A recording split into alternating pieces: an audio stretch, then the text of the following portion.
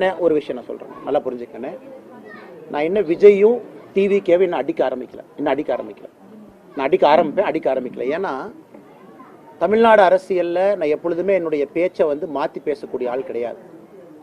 விஜய் அவர்கள் அரசியலுக்கு வந்த முதல் நாள் நான் சொன்ன அதே கருத்தை தான் இன்னைக்கு சொல்கிறேன்.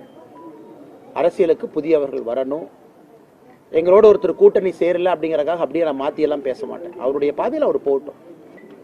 அதே நேரத்தில் இந்த டப்பா இன்ஜின் அப்படின்னு அவர் சொன்னதுக்கான பதிலடி நான் கொடுத்துட்டேன்.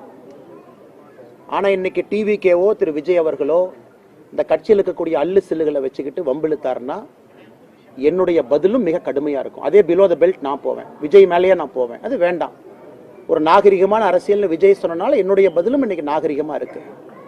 இந்த 2ஆம் கட்ட 3ஆம் கட்ட 4 கட்சி மாறி வந்தவங்க அவங்கெல்லாம் வச்சுக்கிட்டு பிலோ த பெல்ட் போகணும்னு நினைச்சாங்கன்னா அதே விஜய் அவர்களுக்கு, அதே டிவிகேக்கு, அதே பாணியில், அதே பிலோ த பெல்ட்டில் அதை விட சிறப்பான பதில் சொல்ல தெரியும். வேண்டான்னு நினைக்கிறேன்.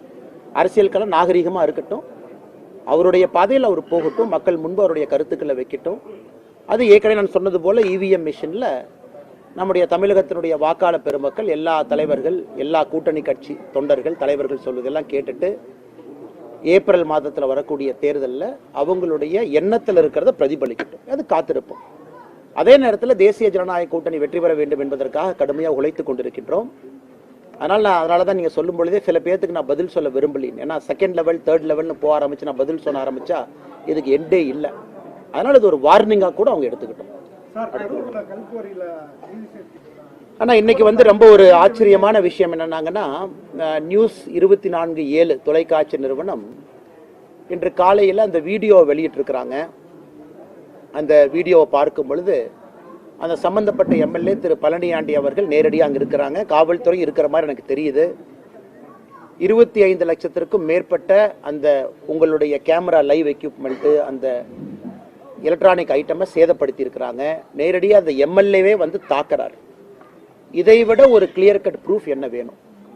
ஆனால் கரூர் மாநகர காவல்துறை கண்காணிப்பாளர் அவர்கள் கொடுத்திருக்கக்கூடிய பத்திரிகை அறிக்கை முற்றிலும் பொய் என்பது இதிலிருந்தே தெரியுது. அதனால் முதலமைச்சர் அவர்கள் தன்னுடைய கட்சியை சார்ந்த ஒரு எம்எல்ஏ, ஒரு சட்டமன்ற உறுப்பினர், அவர் தப்பாக நடத்தக்கூடிய, சட்டத்திற்கு புறம்பாக நடத்தக்கூடிய கல்குவாரி, அதை படம் பிடிக்க செல்லக்கூடிய ஒரு நிருபர், கதிரவன் என்கின்ற நிருபர், அவரை தாக்கியும் இத்தனை காலமா அது மௌனம். இன்னைக்கு அவங்கெல்லாம் பணம் கேட்டு எங்களை பிளாக்மெயில் பண்ணாங்க, அதனால நாங்க இன்னொரு செக்ஷனை போட்டு இந்த ரிப்போர்ட்டர் தூக்கி உள்ள வைக்கட்டுமா அப்படிங்கிற ஒரு நெரேட்டிவும் செட் பண்றதுக்கு ஒரு கும்பல் கிளம்பி இருக்கு. இதெல்லாம் தமிழக முதலமைச்சர் நேரடியாக தலையிடணும். இதையெல்லாம் முளையிலே கிள்ளி எறியணும். அவருடைய கட்சி எம்எல்ஏவின் மீது அவர் நடவடிக்கை எடுத்தார்னா தமிழகத்தில் சட்டம் ஒழுங்கு இருக்குன்னு நம்ம நம்பலாம். ஆனால் கடந்த 4.5 ஆண்டுகளை பார்க்கும் பொழுது தமிழகத்தில் அதிகமாக சட்டம் ஒழுங்கு பிரச்சனை உருவாக்குவதே திமுக காரங்க தான். ஒன்று திமுக காரங்க நிறைய இடத்துல கஞ்சா விட்டு மாட்டுறாங்க, அல்லது எம்எல்ஏவை போன்றவர்கள் நேரடியாக களத்தில் இறங்கி ரிப்போர்ட்டரை தாக்குறாங்க. இதை விட தமிழகத்தில் சட்டம் ஒழுங்கு அதல பாதாளத்தில் இருக்கு அப்படின்னு படம் பிடித்து காட்டுவதற்கு என்ன வீடியோ வேண்டும் முதலமைச்சர் அவர்களே? உடனடியாக எஃப்ஐஆர் போடுங்க, கைது பண்ணுங்க, தூக்கி உள்ள வைங்க. எம்எல்ஏவா இருந்தாலும் பரவாயில்ல. எதுவுமே செய்யாம ஒப்புக்கு சப்பானியாக ஒரு காவல்துறையை, கரூர் காவல்துறையை வைத்துக்கொண்டு ஏதோ இந்த குற்றவாளி யார் அப்படின்னா இந்த நிருபர் குற்றவாளி அப்படிங்கிற மாதிரி ஒரு பிம்பத்தை கட்டமைக்கிறீங்க. அதையும் வன்மையாக கண்டிக்கத்தக்க ஒரு நிகழ்வு.